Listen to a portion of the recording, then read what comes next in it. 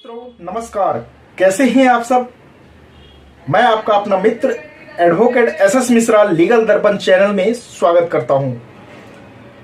मित्र, आज मैं बात करने वाला हूं कि कोई भी कोर्ट स्टाफ यदि आपके साथ मिसबिहेव करता है या कोई जज साहब यदि आपके साथ मिसबिहेव करते हैं या आपके केस को सही से नहीं देखते हैं, आपके केस में गलत फैसला कर दिए हैं और आपको लगता है कि ये फैसला नहीं होना चाहिए, तो इन तमाम स्थिति में आप उस जज साहब के खिलाफ, उस कोर्ट स्टाफ के खिलाफ कहां पे शिकायत करेंगे,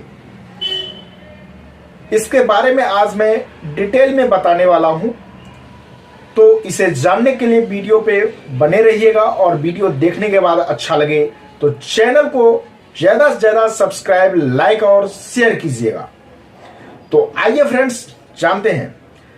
फ्रेंड्स, कोर्ट में मैटर जब चलता है तो व्यक्ति ऐसे ही परेशान रहता है, लेकिन कभी कभी देखा गया है कि कोर्ट में जब लिटिगेंट जाते हैं तो उनके साथ बुरा बर्ताव भी किया जाता है।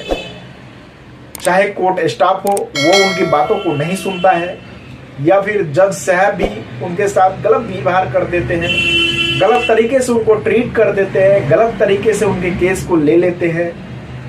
तो इन तमाम स्थिति को देखा जाता है।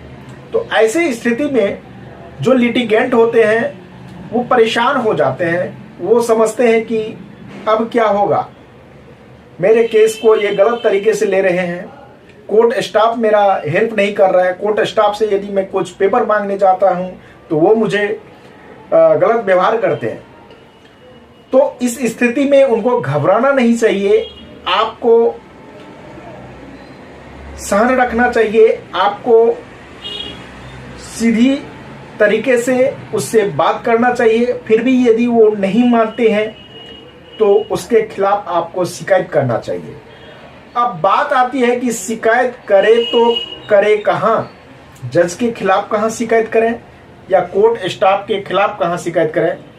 इन बातों की जानकारी बहुत व्यक्ति को नहीं होता है। यदि कोई कोर्ट स्टाफ आपके साथ गलत काम करता है तो उसी कोर्ट के जज साहब से आप कंप्लेन कर सकते हैं।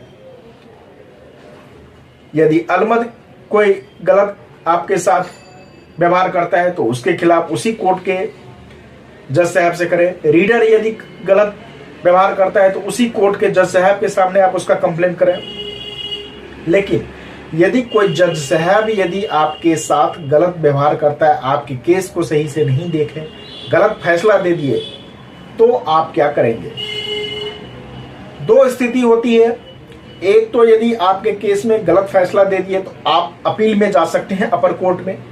लेकिन यदि आपके साथ उसने गलत व्यवहार किया है, गलत उन्होंने कुछ ऐसे बोल दिए हैं या फिर आप के केस में गलत फैसला दिए हैं, तो आप इस स्थिति में जो लोअर कोर्ट है, डिस्ट्रिक्ट कोर्ट में एक लोअर और एक सेशन कोर्ट होते हैं, तो दोनों ही स्थिति में यदि किसी सेशन कोर्ट के जज या लोअर कोर्ट के जज यदि गलत व्यवहार करते हैं तो उसी कोर्ट में एक एडमिनिस्ट्रेटिव जज होते हैं जिनके पास आप उनका कंप्लेन कर सकते हैं, शिकायत कर सकते हैं।